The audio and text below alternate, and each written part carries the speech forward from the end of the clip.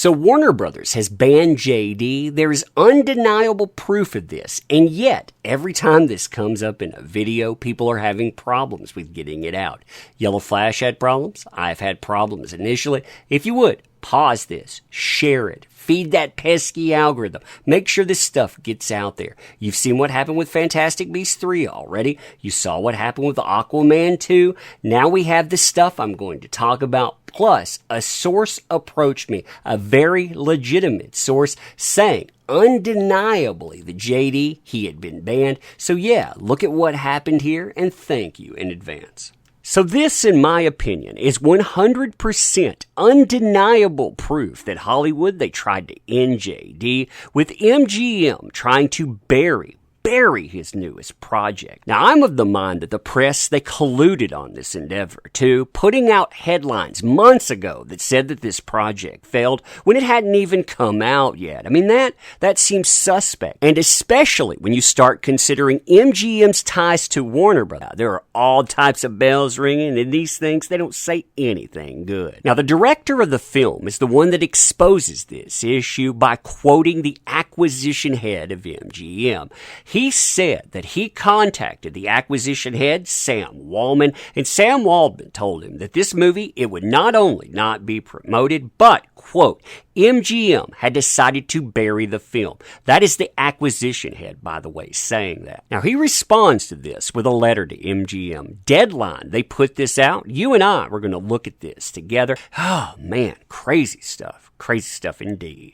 So hey there to all you fine folks on this fine day, by the way. I hope you are doing excellently. Now, if you've never heard of this film before, it is an insult to shelve this. Not just because of the way JD is treated, but because of the type of film this is. Let me read this to you here. This, by the way, it is a true story.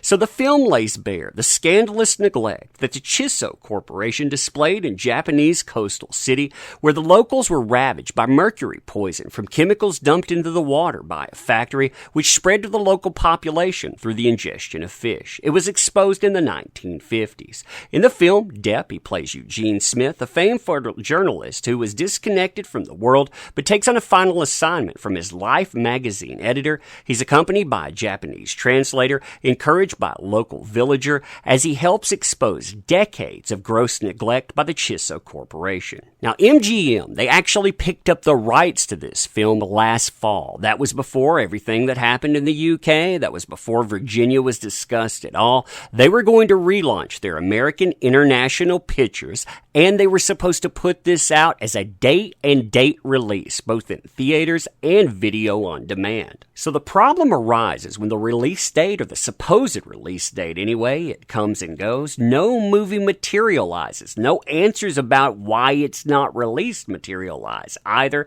And when the director starts asking questions, well, he finds out from the acquisition head at MGM that the movie, it's not only not going to be promoted, but in the words of the acquisition head, that MGM, they've decided to bury the movie. They're not going to have anything to do with it whatsoever. Now, on top of that, you have brazen media collusion, where you have all of these companies get together. Number one, saying that the movie came out. Number two, it flopped. It made under $15,000. And number three, the reason it did it, well, it's because of that guy there. That guy, his career's over. Now, the director of the film is obviously perturbed by this situation and half exposes, half pleads with MGM to really make this right. He does this in this letter here. Again, it's published by Deadline, came out July 26, 2021, and is written to the MGM Minamata team. I think that this, by the way, this part right here, this should shame them into action. People need to call this out too.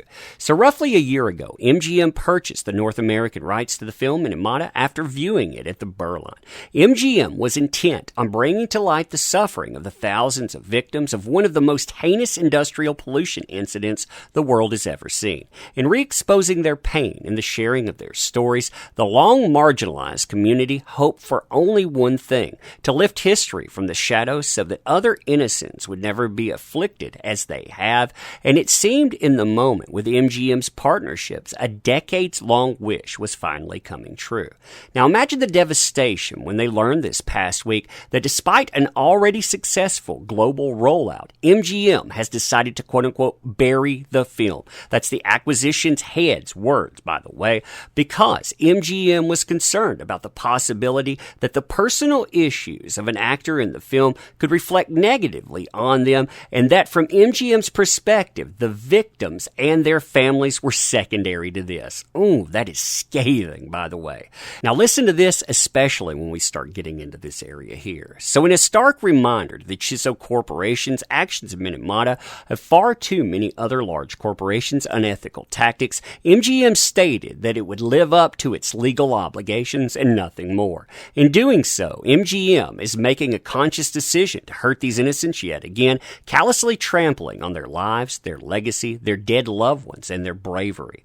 We sat with, I'm not going to try the name here, this person's father in Minamata, as he spoke in a deeply pained voice, a pain that no one should ever feel, the pain of a lost child, a child who suffered every single day of her life, a child who was one many born horribly deformed because of large faceless corporation didn't live up to their moral obligation to humanity, decency, and righteousness. He spoke with wisdom, grace, and unimaginable dignity. Yes, you are legally within your rights to bury their story, as so many have done before, but you have a moral obligation to be better than that, and at a minimum, we implore you to speak directly to this person here and the other victims and offer them the dignity of understanding firsthand why you think an actor's personal life is more important than their dead children, their siblings, their parents, and all the victims of industrial pollution and corporate malfeasance. So we hope you take a moment to reflect on the impact the decisions large corporations like MGM have on others and recognize your opportunity to make a substantive difference in lives of others who continue to suffer in unfathomable ways.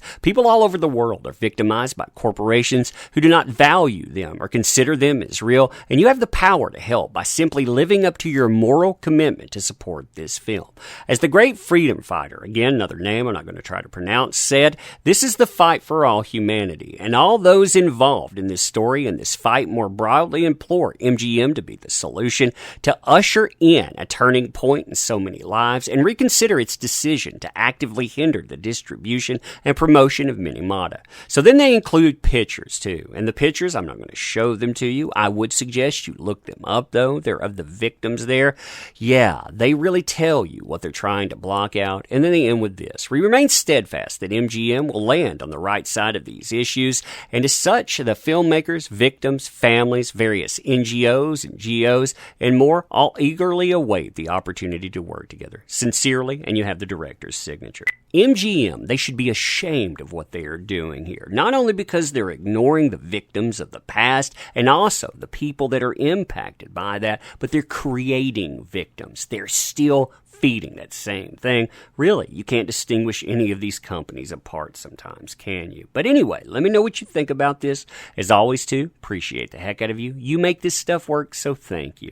I'm going to end here. I'm not going to talk about links or anything. I just want to thank you. Like I say, call this stuff out to spread this because people, they need to know what's going on. But yeah, thank you again for being here, and I will see you soon.